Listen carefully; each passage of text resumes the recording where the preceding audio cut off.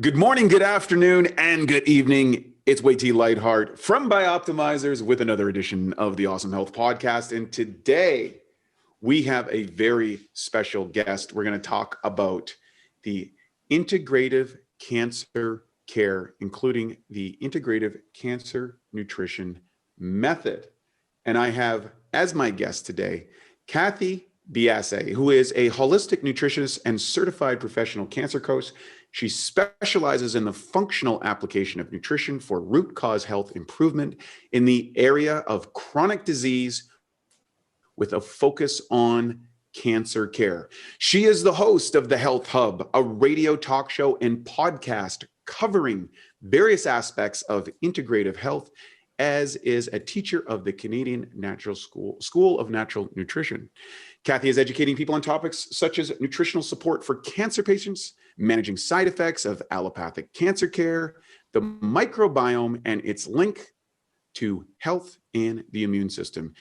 She received her Bachelor of Science from the University of Toronto at St. Michael's College, majoring in psychology, and is a graduate of the Canadian School of Natural Nutrition, and received her cancer coaching certification from the National Association of Professional Cancer Coaches. Cathy, welcome to the show. Thank you for having me, Wade.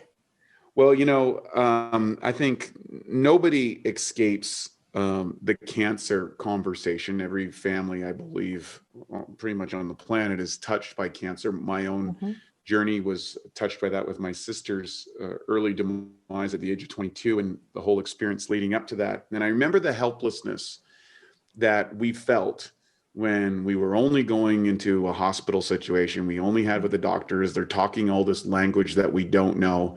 And despite the most valiant efforts of our entire family, there was just so many things that we didn't have access to. We didn't know what to do. We didn't know how to mitigate side effects. We didn't know how to mask. There's so many questions that now today you're really as an option for people to consider if they're going this. Can you maybe give us the backstory of how you got into your mission around healthcare and cancer? Okay, well, after I graduated, I was actually in business. So I worked on Bay Street downtown. That's our financial area. And fast forward, I started working with my dad. We had a small business, and then he fell ill and we closed the business down. So about a month after that, I found a lump in my breast and was diagnosed with breast cancer. So I spent the next year going through the allopathic care, but I had the very good fortune of being hooked up with 3 people. I was in a small boutique gym. I was a member there. I'd go every day. And when I found out that I had cancer, I went in and I said, I'm going to have to pull back. They've told me not to exercise. I've got cancer. I've got to stay quiet. And it was no. Absolutely not. We need you to exercise. I want you to start taking these supplements. I want you to start. So I had 3 people working on 3 different things, and I made it through my treatments. I lost my hair. That was probably the biggest side effect I had. My blood work was always good. And when you go and you're in the hospital setting, you run across the same people that are, getting their treatments, especially radiation treatment. You're there every day. So you kind of get a group, right?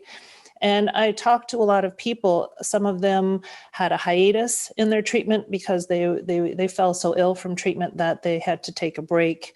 I talked to one lady who was actually hospitalized.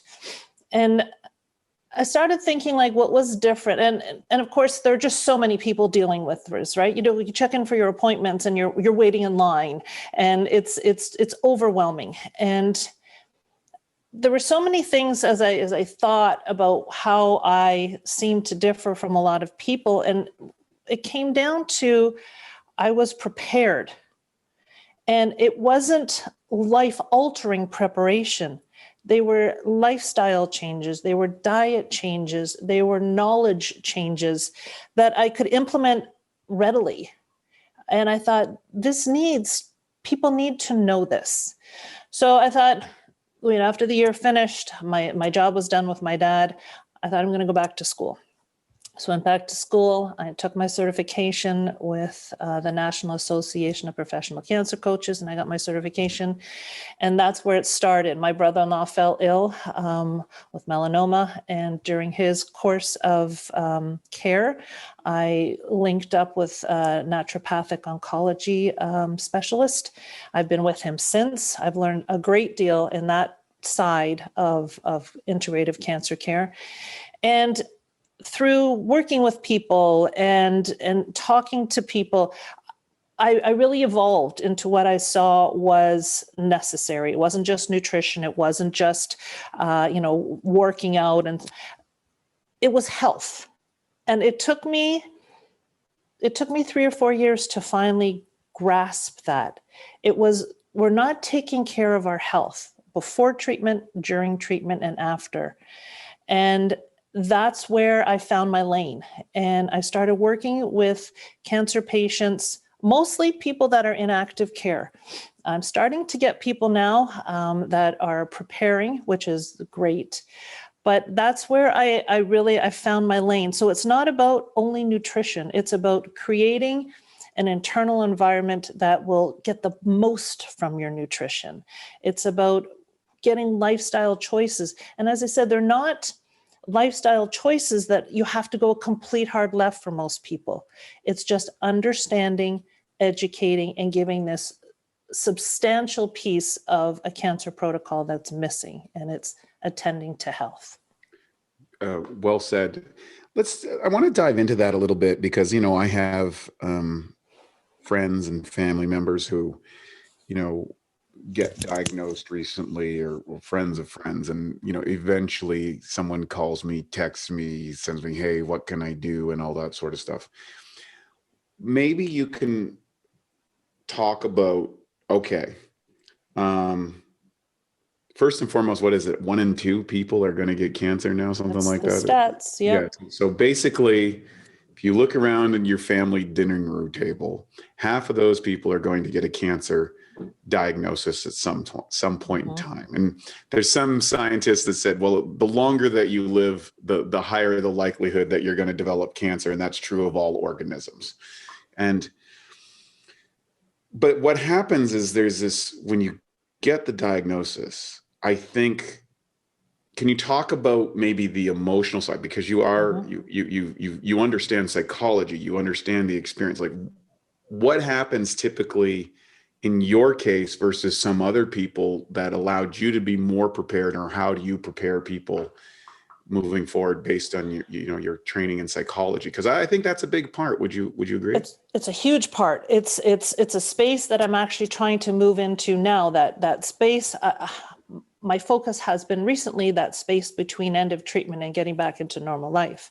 That space there that's never attended to, or virtually never attended to. But you can't.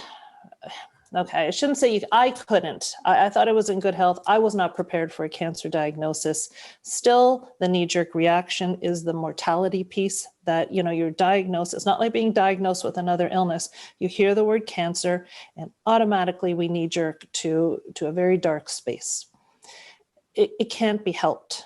But I think through education, I think through programs where people are taught, just even by word of mouth, by seeing other people go through integrative care, at least we're trying to build more of a hopeful avenue where, yes, it's shocking. Yes, and physiologically, the stress is not good.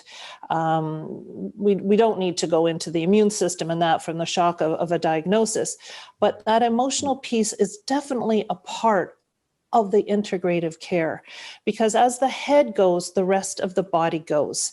And the impact of our thoughts and our emotions on our microbiome, which is a key piece of what I try to teach people, it's not just something that's out there spoken of now. It's not just, your grandmother saying, think positive thoughts and all will go well. It's true. It's been shown the physiological impact of how we view the world, what we think about, how our thoughts, they impact us physiologically. And for lack of a better thing, it puts us under stress. So that is one of the first things that I speak with people about. As I said, usually I'm getting people that are in allopathic care and looking for support. And one of the first things I say to them is, this is the protocol you've chosen. Believe in it. Don't have second thoughts in what's going on with you. You get on the internet and it can bring up a whole lot of controversy and opinions that, am I doing the right thing? You've made a choice, believe in it. This is the path you're going down, believe it's helping your body, and now let's support it. The emotional piece is so very important. And there are just so many aspects to hit that on. The emotional piece of the supporters, the emotional piece of the actual cancer patients. It all has to be dealt with in an integrative space. But I think when you have the understanding that you have a very controllable piece of your protocol, that gives you some peace of mind. When you are taken into the allopathic setting, it's like you're thrown into this treadmill, the wheel, where you're just appointment results, appointments, test results, and you lose control. It can be very, very overwhelming. But when you get home and you say, I need to go for a walk today, I need to do this, this is all part of my cancer protocol, it's calming. It's a piece of the mental space that you can control. And I think personally, it's vital. I think it's absolutely vital. You make a great statement. And I think one of the hardest things for people to deal with is that sense of, well, there's nothing I can do. I've turned over the results of my life to these external authorities who are doing the best that they can, but I'm essentially a number inside of a sea of cases that they're dealing with. And they're talking in terms that I don't understand. They're giving me drugs I cannot pronounce.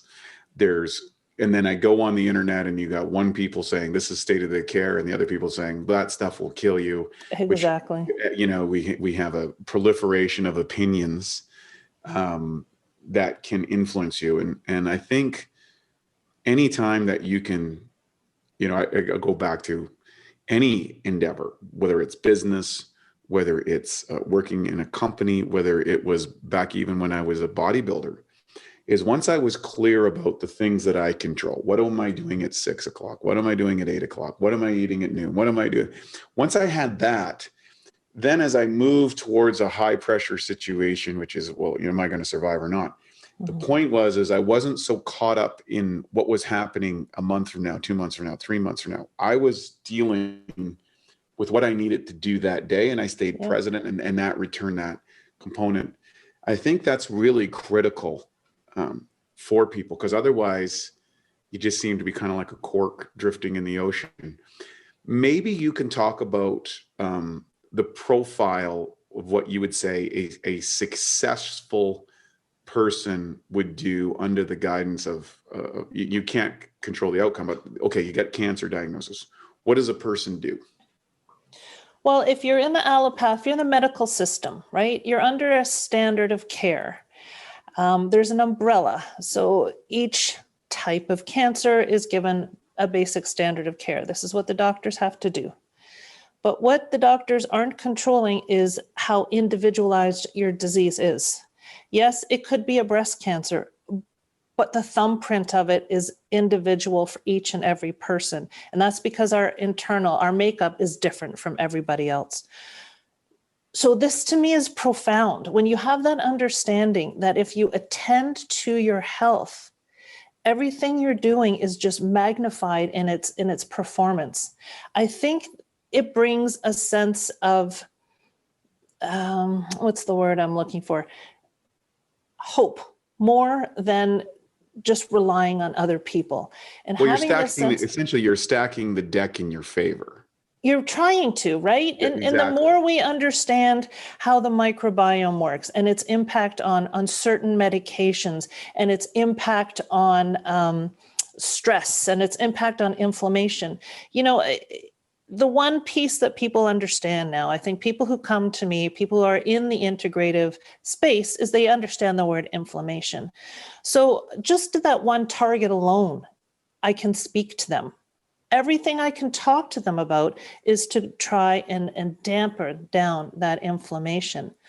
And I think when we can talk to people and say, listen, this is a profound part of your health and how you're going to come out on the other side. It's like, Yeah, but I can do that then. I can make sure that I'm eating properly. I can make sure that I'm in my mental space properly. It turns people around. It turns supporters around. It's good for the cancer patient, and it gives directive to the people that are supporting them. And both need to be taken care of, but both need to have that understanding that there is far more work to do than just your appointments. That's a big component, because I think there's the diagnosis with the individual, but then there's the ripple effect of its impact on the family members, scheduling, economics, and everybody.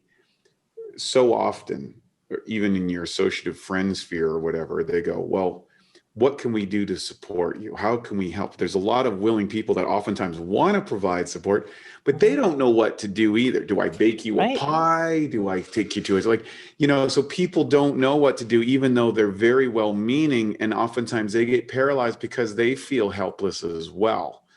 What are I'd like to dive into that, because I remember that was the feeling I had when I was a teenager and I was dealing with my sister's illness. And I certainly know that was a case for my parents. And you're kind of, creating these coalitions. And I can remember, as sidebar, as you were saying, one of the people that my sister was being treated with was like, they would get out of their treatment and they were just smoking pot, which was radical in New Brunswick back in the 1980s. And he said, well, and they were like, well, why are you smoking pot? And he's like, look, this chills me out and I can eat. Yep. That was, and for that person, now, interesting enough, that person ended up recovering. My sister didn't want to do that because she thought, I don't know if that's a good idea. She was kind of a military background. And then we have some people now saying, hey, there is benefits to using CBD or some of the cannabinoid bases. I'm actually opening up two equations. So first and foremost, having a program for yourself, as well as being able to get your team on board, quote unquote, your associative effects, was one thing. And then maybe we can walk into some components that people haven't considered from a dietary, or you'd mentioned the microbiome, or things that they absolutely should be doing. And now for a Bioptimizers fixed digestion tip: rapid cheat meal relief. Research shows that cheat meals can actually be an effective way to boost your metabolism. One key weight loss hormone, leptin, can be increased by up to 30% following a cheat meal. The challenge with the cheat meals is that all those extra calories and lower food quality can be hard to digest, which means you could be totally sidelined with a food coma after big cheat meals. The solution is to take strong digestive enzymes like masszymes, which will help rapidly digest and break down the extra food. 3 to 5 capsules before or right after your cheat meal can make a huge difference in how you feel following the cheat meal. If it's a cheat day with multiple large meals, you might want to go up to 10 capsules or higher to help you power through all that food. To save 10% on masszymes, go to masszymes.com. That's MASSZYMES.com and enter the code CHEAT10 at checkout. Okay, so having a program that someone can refer to as a supporter is great. Whether or not, like for instance, working with me, I give recipes. If that's all you want someone to do, designation is what I tell people to do from the get-go. Yeah. A lot of people don't like designating. A lot of people have a hard time asking for help. This is the first thing I tell them to do. You need help. If you're a mom that has kids that need to be picked up, let's make a chart. Let's figure out how we're going to work that. That will take stress off. You need to take that stress off. Yes. And the flip side of it that I mentioned to people, I get people that say that can be disappointed in who's sort of forming their tribe. And I know this from my personal experience. The people that come to your table may be very different than you thought. And it's not a good, bad, or otherwise. Some people can't handle certain things. And that is, surprisingly enough, that is a consideration that a lot of people sort of, as we're going through things, they mention. And you've got to brush that away. Some people can't do it, but you'll have the people there that you need. And maybe those people that you kind of thought would be there for you, they're coming later. So that's a piece that I like to talk about first. The supporters, when I'm working with them, because a lot of times, if I'm working with a mom who has a child that's ill, I'll say, how are you doing? I had one mom say to me, no one's ever asked me that.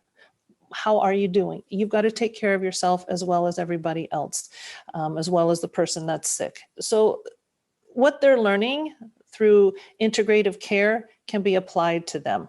So that's how I work with supporters. Also, again, from personal experience, sometimes cancer patients don't want to offload a whole bunch on their loved one. You know, they're already relying so much.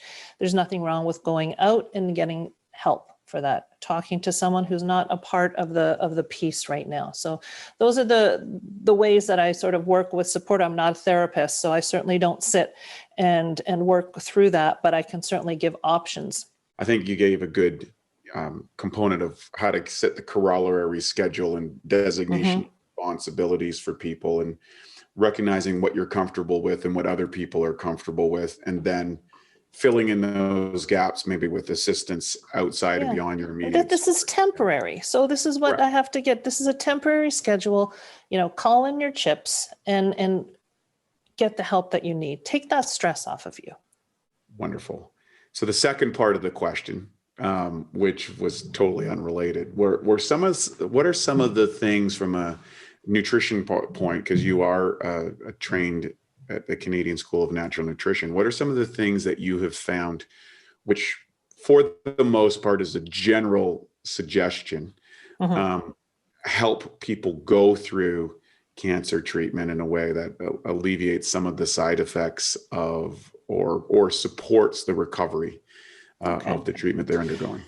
Well, again, it's not just about nutrition. So I sort of lay the groundwork with everybody and talking about what the microbiome is, how impactful it is on health, and how to attend to it. This is not something that doctors can deal with right now. This is not under the realm of medical care. The microbiome is our baby.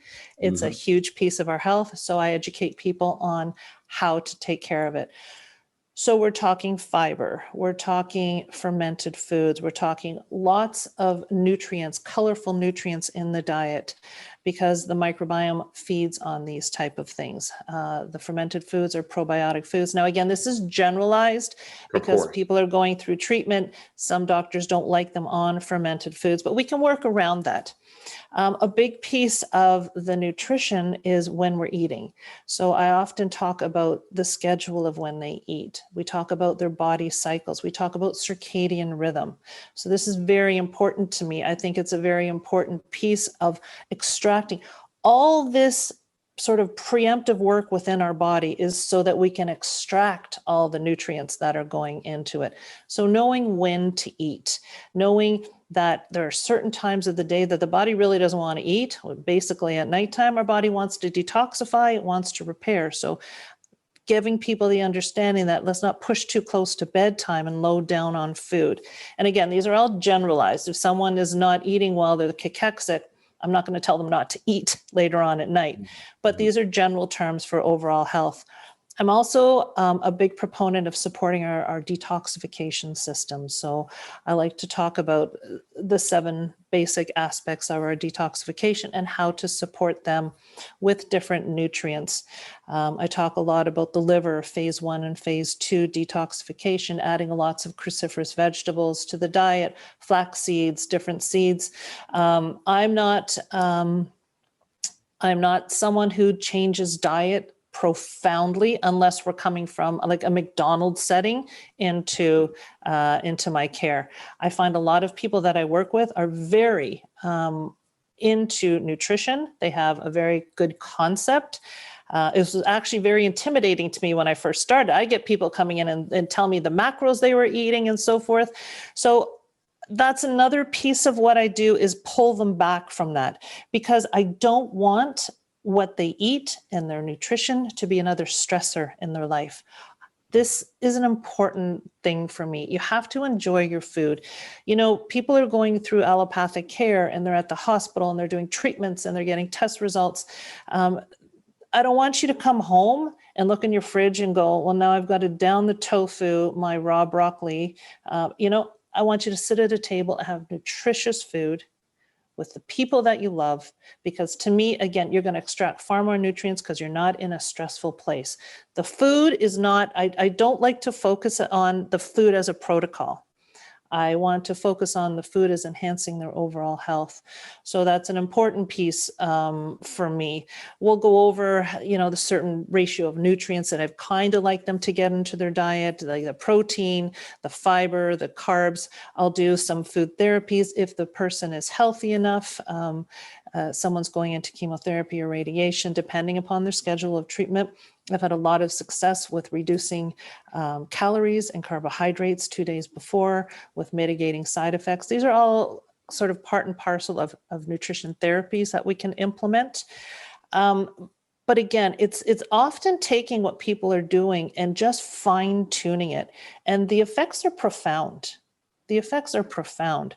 I get so many people saying, is the chemotherapy working because I don't feel that bad? Right. You know, that's exactly what we want. That's what I want to hear. And I focus on nutrition at each phase of what they're going through. So when someone's going into treatment, our objective is to get them through treatment. That is my sole objective. They've got their schedule. They know what's coming up. Let's get you through this treatment, mitigating as many side effects as possible. Then we'll work on the rest afterwards. We'll work on repairing. We'll work on getting rid of what the body doesn't need in there. They're important pieces and they're very segmented the way I work. One of the things that you mentioned, I think was of point, and you talked about, you just made a brief mention, it was kind of like walking or something. And of course, oftentimes cancer treatments can be very debilitating, or sometimes we have older cares. Any general observations about how someone manages their fitness during this, or like what can they handle and what can they not handle typically, and what are some suggestions maybe that most people can just consider as kind of like the basic minimums that they need to kind of be mindful of, if at all possible?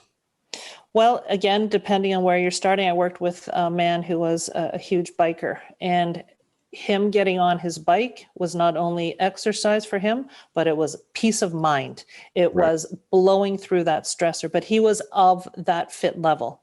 Right. Exercise in and of itself is inflammatory, and this is a good inflammatory response. But when you're going through treatment, we have to manage that. So I it depends on where they're at. I always want movement if they're going through chemotherapy. The blood can get thicker. We want to make sure that things are circulating. We want to make sure things are moving. Blood carries a lot of important things, so we don't want anything stagnant. So if someone is very tired, I will just, suggest they take a towel or a band and just sit there on the couch and use it. But generally speaking, I want people moving a lot. I want them walking. I want them, it helps with sleep. It helps with stress. It helps with insulin management. It helps with blood sugar. All of these things are key. We want to keep the inflammation level so that we get through the treatment. So I always want people moving. I wouldn't suggest to someone to start maybe, training for a marathon if they were at a cut, but definitely walking, moving to the point where you feel good, but you're not exhausted. Right. I want you exhausted. Stimulation, not annihilation. Perfect. I'm going to use that. Beautiful. What are some other areas that we haven't touched on that you address because it's been quite thorough already? Is there some areas that we haven't identified that need to be taken into consideration? Well, we didn't talk too much about detoxification, so that is a big piece. So when people are going through treatment, definitely we want to give them nutrients that support especially the liver, and make sure that the liver is prepared and can detoxify as good as possible. I tell people to take, constipation can be constipation and diarrhea are two extreme ends of the spectrum. A lot more people that I encounter suffer from constipation. I do encourage people to take the medications that the doctor has given to them, and then we deal with those side effects as well. I think once you dive into your protocol, you got to go all in. So I do support that very much, and the body will heal. We can heal. So those are things that maybe we haven't talked about too much, but again, supporting detoxification as you're going through treatment is very important. What we're doing between treatments is also important. Supplements we didn't talk about. So those are very specific to each individual case and especially to each individual doctor. Some doctors are more open to certain supplementation, some not. Some reasons are very valid. We don't want any interactions with chemotherapy. So again, those are very individualized. Generally, with my program, if I'm not speaking to you directly, I don't recommend supplements. That's not something that I can generalize with. But there are some valid studies and some valid supplements that can just help to nourish. Even a multivitamin, if the doctor will allow, can be very supportive of people. Excellent.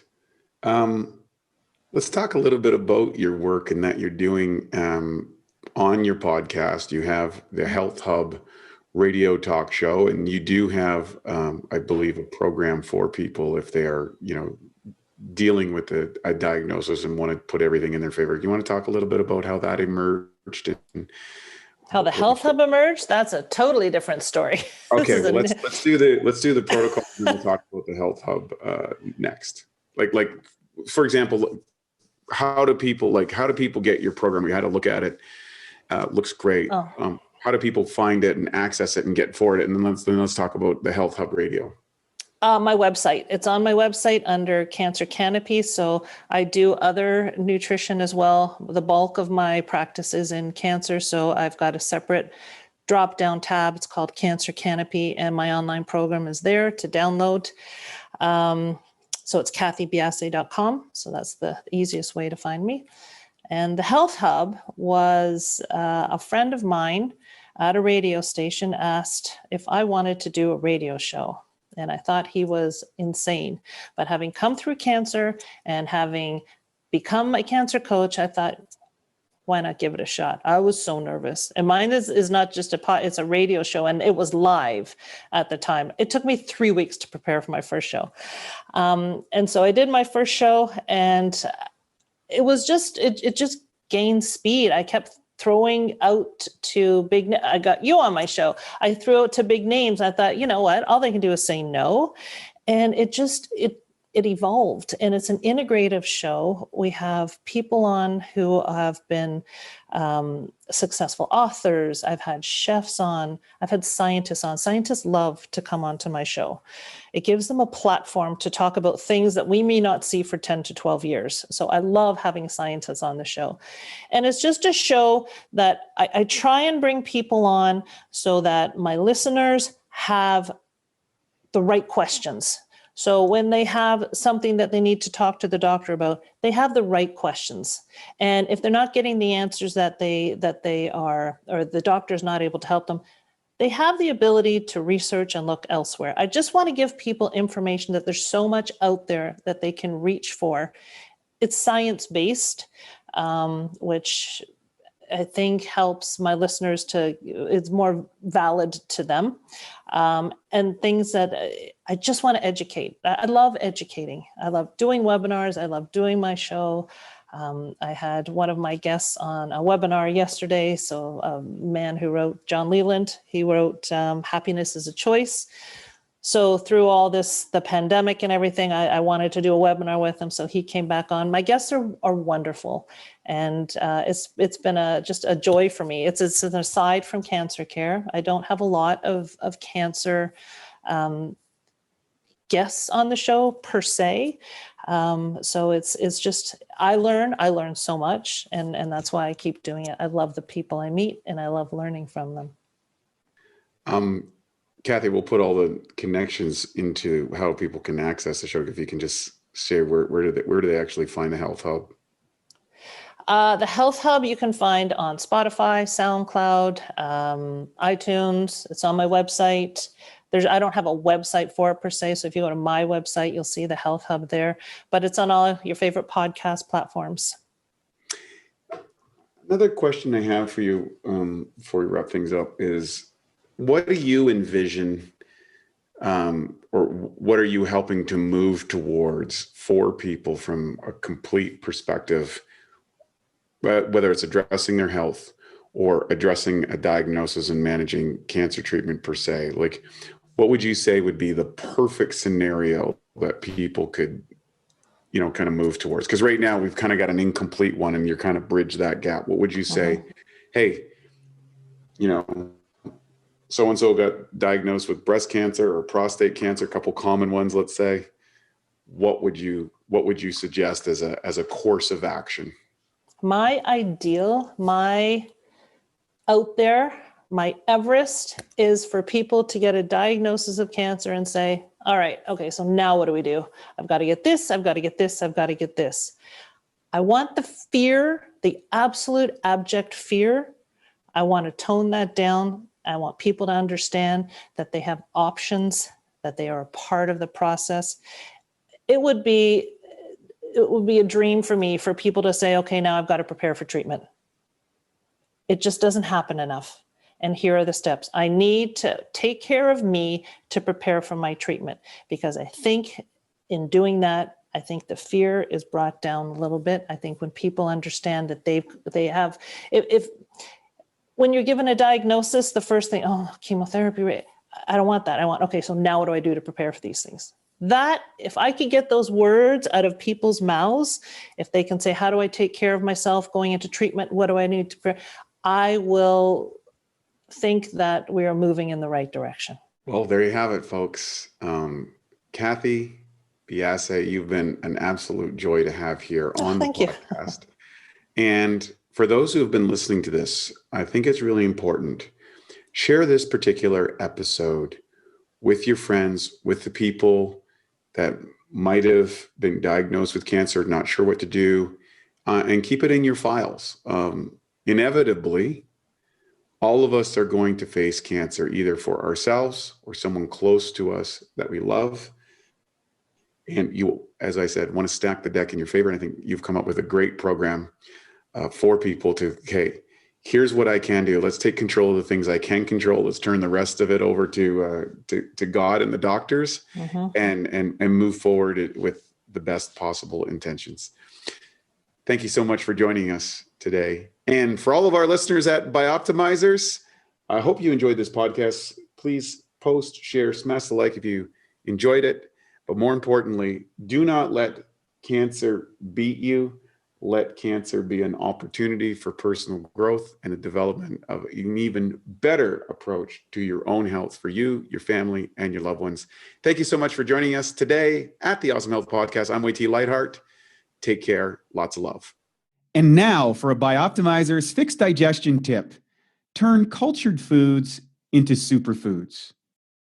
Raw fermented foods like sauerkraut and low sugar live yogurt can be good for you, but rarely have enough of the right probiotic strains for therapeutic benefit. So here's a way that you can turn them into superfoods. What I do is I get some raw sauerkraut or a healthy yogurt. Ideally, it's grass-fed or coconut-based, and you can empty 3 caps of P3OM into a container and mix it up thoroughly. Leave it at room temperature for a couple of hours before putting it back into the fridge. And what's going to happen is these probiotic levels will be multiplied. In fact, it doubles every 20 minutes. And then what you're going to get is you're going to have a food with strong proteolytic activity. To learn more about P3OM and why its patented strains make it the strongest probiotic available, go to www.bioptimizers.com. Thank you for listening to the Bioptimizers Awesome Health Podcast. You can find more information at bioptimizers.com.